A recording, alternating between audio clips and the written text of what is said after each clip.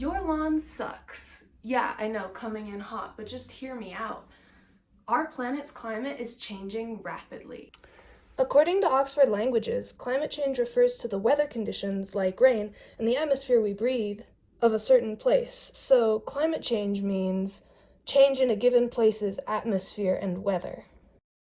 One of the effects of climate change is that right now, 80 million people in the US are affected by drought. That's a lot of people.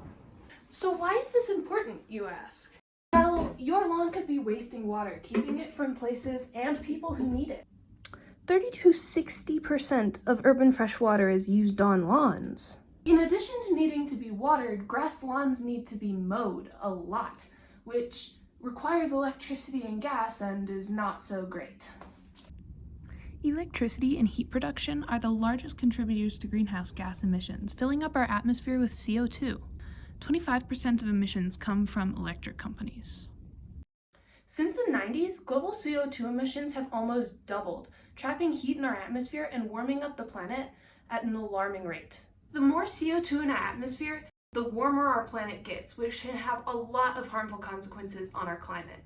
So grass lawns are pretty unsustainable and are harming the climate, right? But what can you do?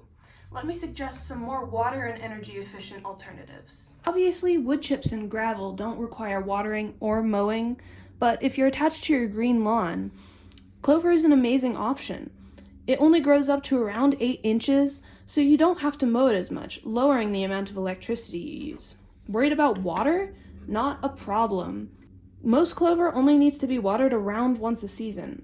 And if you're still not convinced, the less water and electricity you use on your lawn, the more money you save in utilities. As a side note, I know a lot of people watching this don't live in places suitable for clover. States like New Mexico, Arizona, and even the slightly less arid state of Colorado are not ideal for clover due to heat and dryness. Thankfully, there are alternatives. Native grass lawns. In general, native grass lawns need a lot less mowing, reducing CO2 emissions, and rarely need to be watered. But keep in mind, the climate is changing. I spoke with a representative from Plants of the Southwest, a local nursery, and learned that native grasses like blue gramagrass have been struggling more and more in their natural habitats. The annual precipitation of gramagrass's native area has gone down from 14 inches to almost 7 inches of rain over the past 40 years. That is yet another effect of climate change and another reason why you should use alternative grass options to reduce your contribution to climate change. With native grasses, you won't always get the typical green grass look, but you're still going to get beautiful landscapes and colors. For example, blue gramagrass. It grows very, very tall and is sometimes brown in the winter and dry seasons, but it's still no less beautiful than the green turf grass.